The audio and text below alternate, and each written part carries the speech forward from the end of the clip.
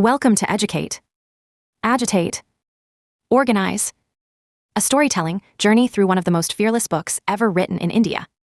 Dr. Bhimrao Ramji Ambedkar's Annihilation of Caste. Over these chapters, we will walk through his argument, slowly and clearly, the way you would walk a friend through an idea that changed how you see the world. This first chapter is called The Speech They Were Afraid to Hear. And it begins with a strange thing that happened in 1936. In 1936, a group of reformers in Lahore did something strange. They had invited a speaker to their yearly conference, a man they admired. They had called him a great thinker. They had told him that nobody had studied the problem of caste as deeply as he had. And then, before a single word could be read aloud, they canceled the entire conference, rather than let him speak. The group was called the Jat-Pat-Tadic Mandal, which means, roughly, the Society for the Breaking of Caste. They were caste Hindus who said they wanted to end the caste system. And the man they invited to be the president of their conference was the most logical choice in all of India. So who was he? And why did they take fright? Bhimrao Ambedkar was born into a caste called the Mahars, who were treated as untouchable, the lowest of the low, considered so polluted that their shadow was thought to defile others. As a child, he was made to sit apart in school, denied water from the common pot.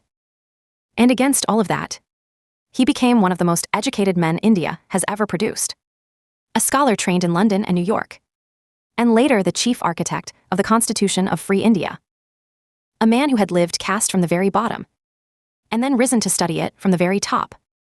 So the Mandal asked him to write the presidential address. And here is the heart of it. The word annihilation means total destruction. Not softening. Not reform. Not kindness. Ambedkar did not want to trim the caste system or make it gentler. He wanted to end it completely. And as the reformers read the address he sent them, they began to understand just how far he was willing to go. At first the quarrel looked small, just about where to print the speech. But then a longer manuscript arrived, and the Mandal panicked, because Ambedkar had not stopped at attacking bad behavior. He had gone after the sacred books themselves. He had questioned the morality of the Vedas. He had hinted that he himself would walk out of the Hindu fold. For a society of Hindu reformers, this was unthinkable. Listen to the exact moment they lost their nerve. This is a real quote from their own letter to him. In the Mandal's own words, their letter objected, and I quote, "The last portion, which deals with the complete annihilation of Hindu religion and doubts the morality of the sacred books of the Hindus, as well as a hint about your intention to leave the Hindu fold, does not seem to me to be relevant." End of quote. Sit with that for a second. A society whose very name meant the breaking of caste was now telling the man who could break it that his argument was, in their word, irrelevant. They had wanted a polite speech against caste prejudice. What they got was a man calmly explaining that caste could not be touched without touching the holiness of their scriptures, and that they could not bear. Ambedkar's reply was just as exact, and just as unyielding. He reminded them that this was never a surprise. He had told them his core idea long before, in plain words. As a real quote from his reply, Ambedkar had written that, and here are his exact words. The real method of breaking up the caste system was not to bring about intercaste dinners and intercaste marriages, but to destroy the religious notions on which caste was founded. End of quote. That single sentence is the seed of the whole book. Most reformers of his day thought caste could be eased with friendly gestures. Share a meal across caste lines. Allow a marriage across caste lines.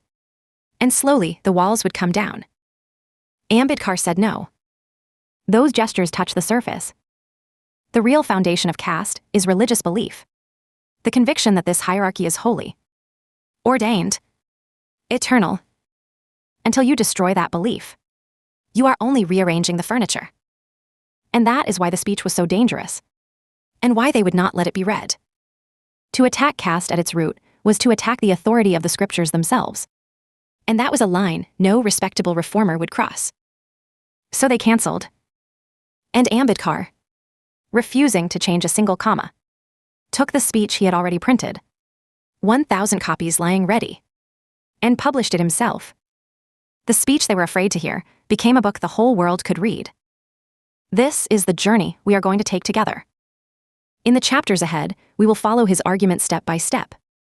How caste is not really a division of labor, but a division of human beings. Why a system so cruel has survived for thousands of years. Why gentle reform keeps failing.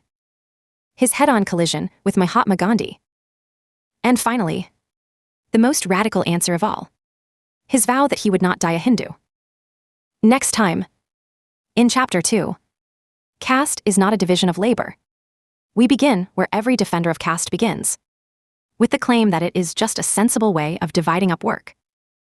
And we will watch Ambedkar take that comfortable idea apart. This is Ambedkar's own argument. From Annihilation of Caste. Volume 1 of his writings and speeches. The telling is ours. The words inside the quotes are his. And theirs. Until next time.